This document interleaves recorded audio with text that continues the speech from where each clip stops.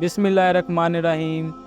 शुरू अल्लाह के नाम से जो बड़ा मेहरबान नहायत रहम करने वाला है। MKN स्पीक्स के मोहतरम अज़ीज़ दोस्तों, अस्सलाम वालेकुम। मोहतरम नाज़रीन गिरामी, फ़िरौन की हलाकत के बाद बनी इसराइल इसके पंजे से आज़ाद हुआ। सब ईमान लाए और हज़रत मूसा अलैहिस्सलाम को अल्लाह ताला का ये हुक्म हुआ कि वो 40 रातों का कोहे तूर पर इत्तिकाफ़ करें। इसके बाद इन्हें किताब तुरैत दी जाएगी। चनाचा हज़रत मूसा अलैहिस्सलाम कोहे तूर पर चले गए और बनी इसराइल को अपने भाई हज़रत हारून अलैहिस्सलाम के सुपुर्द कर दिया। आप अलैहिस्सलाम 40 दिन तक दिन भर रोज़ा रखते और सारी रात इबादत में मशगूल रहते। और इधर सामरी को बनी इसराइल के लोगों को गुमराह करने का मौका मिल गया। बनी इसराइल में एक शख्स था जिसका नाम सामरी था, जो तिबी तौर पर नहायत गुमराह कुन आदमी था। इसकी माँ ने बरादरी में रसवाई और बदनामी के डर से इसके पैदा होते ही पहाड़ की एक गार में छोड़ दिया था। और हज़रत जिब्राईल अलैहिस्सलाम अल्लाह के हुक्म से इसको अपनी उंगली से दूध पिलाया करते थे, इसलिए ये हज़रत जिब्राईल अलैहिस्सलाम को पहचानता था। इसका पूरा नाम मूसा सामरी था।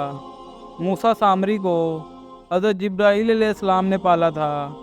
हज़रत मूसा अलैहिस्सलाम की परवरिश फ़िरौन के घर हुई थी, मगर खुदा की शान कि फ़िरौन के घर परवरिश पाने वाले हज़रत मूसा अलैहिस्सलाम अल्लाह के रसूल हुए और हज़रत जिब्राईल अलैहिस्सलाम को पाला हुआ मूसा सामरी काफर हुआ और बनी इसराइल को गुमराह करके इसने बछड़े की पूजा करवाई।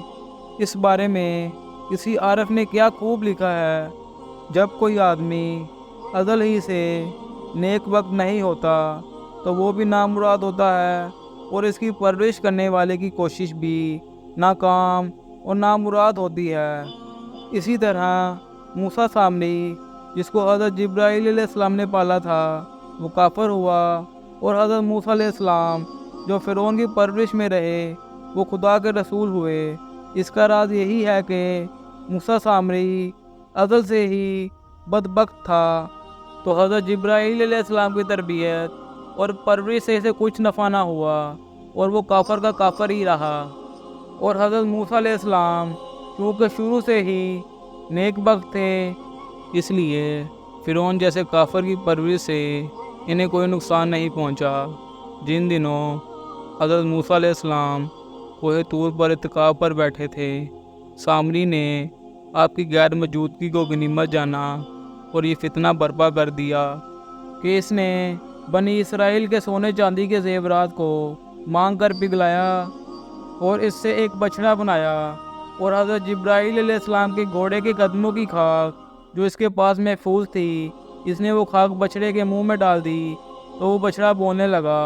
फिर सामरी ने मजमे आम में ये तकरीर शुरू कर दी कि ऐ बनी इसराइल के लोगों, हज़रत मूसा अलैहिस्सलाम अल्लाह ताला से बातें करने के लिए कोहे तूर पर तशरीफ़ ले गए हैं, लेकिन अल्लाह ताला तो खुद हम लोगों के पास आ गया है। इसने बछड़े की तरफ इशारा किया और बोला कि यही अल्लाह है। सामरी ने ऐसी गुमराह कुन तकरीर की कि बनी इसराइल को बछड़े के खुदा होने का यकीन आ गया और वो बछड़े को पूजने लगे।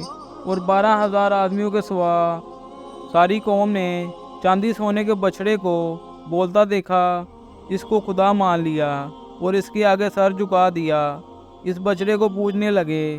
चनाचा अल्लाह ताला का इरशाद हुआ और मूसा के बाद इसकी कौम अपने ज़ेवरों से एक बछड़ा बना बैठी है, बेजान का धड़ है और गाय की तरह आवाज़ करता है।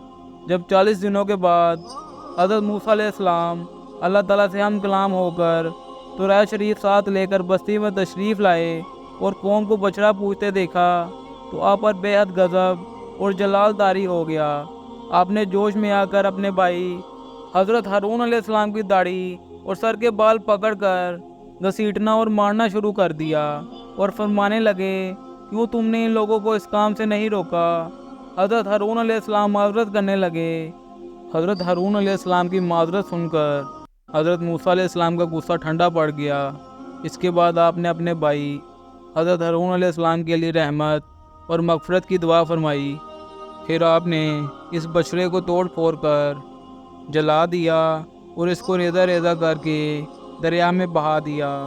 پھر اللہ تعالیٰ کا یہ حکم نازل ہوا کہ جن لوگوں نے بچڑے کی پوجا کی ان سب لوگوں کو قتل کر دیا جائے۔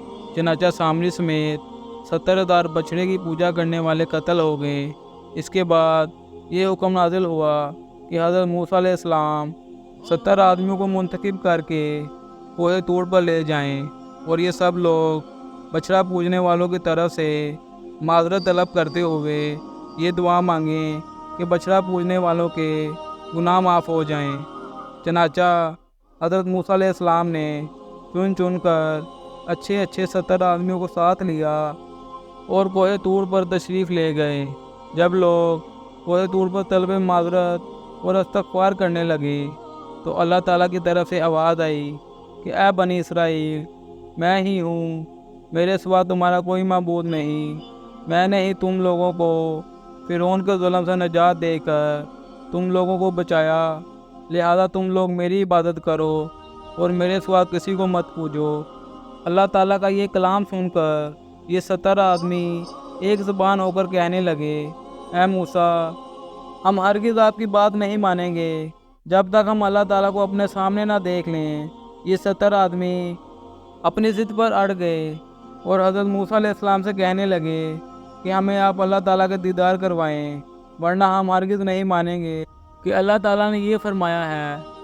حضرت موسیٰ علیہ السلام نے ان لوگوں کو بہت سمجھایا مگر یہ لوگ اپنی ضد پر اڑ گئے، یہاں تک کہ اللہ تعالیٰ نے اپنے غضب اور جلال کا اظہار اس طرح فرمایا کہ ایک فرشتہ آیا اور اس نے ایک ایسی خوفناک چیخ ماری کہ خوف و ہراس سے لوگوں کے دل پھٹ گئے اور یہ 70 آدمی مر گئے۔ پھر حضرت موسیٰ علیہ السلام نے اللہ تعالیٰ سے گفتگو کی اور ان لوگوں کے لیے زندہ ہو جانے کی دعا مانگی۔